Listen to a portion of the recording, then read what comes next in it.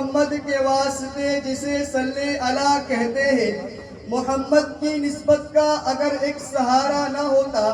محمد کی نسبت کا اگر ایک سہارا نہ ہوتا تو ہم بے کسوں کا کہیں بھی گزارا نہ ہوتا۔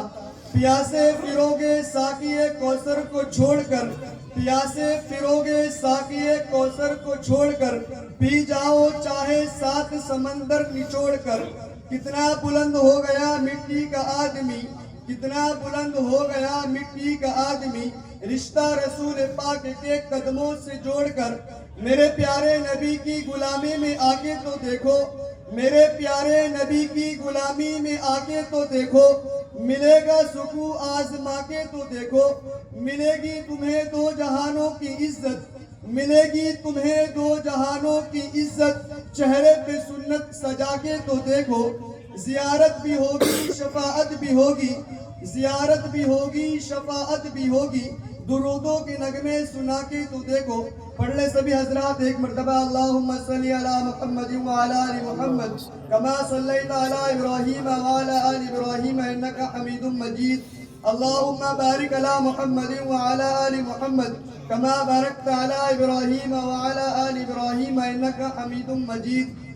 میں جس ہستی کے بارے میں بات کرنے لگا ہوں کہ جس کے اوپر بڑے بڑے شاعر نے قلم اٹھائے ہیں مگر اس موضوع کو پورا نہ کر سکے ہیں، دنیا کے سمندر کے اگر سارے سمندر کے پانی کو شیائی بنا دی جائے اور سارے درختوں کے کلمے بنا دی جائے تو میرے اور آپ کے آقا پر لکھنے بیٹھے تو وہ کلمے ختم ہو جائے گی، سمندر کا پانی ختم ہو جائے گا، مگر میرے اور آپ کے آقا کے اوپر وہ لکھنا چاہے تو میرے اور آپ کے آقا کی سیرت نہیں پوری ہوگی۔ شاعر کہتا ہے، علامہ اقبال رحمت اللہ علیہ کہتے ہیں کہ محمد سے وفا تو نے تو ہم تیرے ہیں، یہ جہاں چیز کیا لوح و قلم تیرے ہیں۔ اور پھر کہتے ہیں کہ میرے پیاری نبی کی غلامی ہے سند آزاد ہونے کی،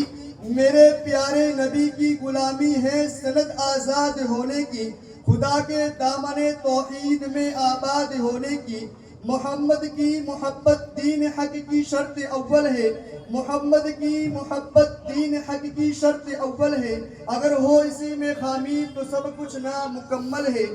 میرے اور آپ کی آقا صلی اللہ علیہ وسلم پر حضرت شیخ سعدی رحمت اللہ علیہ شعر لکھتے ہیں، بلغ العلا بکمالہ کشف الدجا بجمالہ حسنت جمیع خصالہ صلو علیہ وآلہ۔ جب حضرت شیخ سعدی رحمت اللہ علیہ شعر لکھنے کے لیے بیٹھتے ہیں تو بلغ العلا بکمالہ لکھ دیتے ہیں، کشف الدجا بجمالہ لکھ دیتے ہیں، حسنت جمیع خصالہ لکھ دیتے ہیں، مگر اس کی چوتھا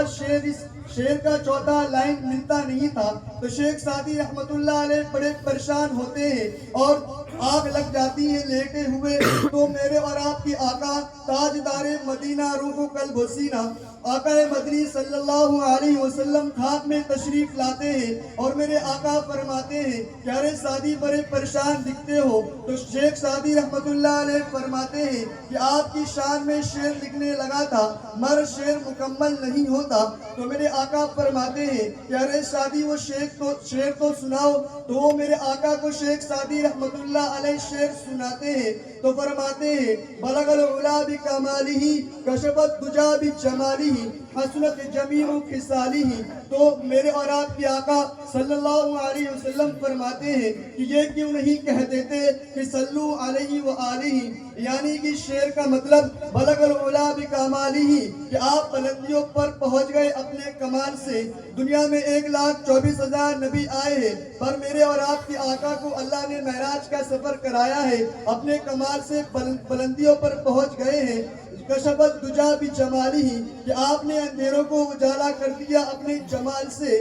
حسنت جمیع خصالہ آپ کی تمام عادتیں بہت عمدہ ہے۔ میرے اور آپ کی آقا صلی اللہ علیہ وسلم کے وسیلے سے ہمیں یہ شعبان ملا ہے، ہمیں یہ رمضان شریف ملا ہے، ہمیں یہ قرآن پاک کی جو کتاب ملی ہے۔ میرے اور آپ کے آقا نے دین کی تکمیل فرمائی ہے وہ عرفات کا میدان تھا، 1.25 لاکھ کا مجمع تھا، اور اس کے خطیب میرے اور آپ کے آقا صلی اللہ علیہ وسلم تھے، اور سامعین حضرات وہ صحابہ اکرام کی جماعت تھی، اور سب سے آخری آیت نازل ہوتی ہے جس کی وحی کی بوجھ سے ہمارے نبی کی اونٹنی بیٹھ جاتی ہے، وہ آخری آیت نازل ہوتی ہے الیوم اکملت لکم دینکم واتممت علیکم نعمتی ورضیت لکم الاسلام دینا، کہ آج ہم نے اپنی تمام نعمتیں پوری کر دی ہیں اور آج ہم نے دین اسلام کو پسند فرما لیا ہے۔ تو میرے اور آپ کے آقا نے اس دین کو مکمل کرایا ہے، اللہ سے قرآن کریم لے کر دیا ہے۔ میرے آقا تو چلے گئے ہیں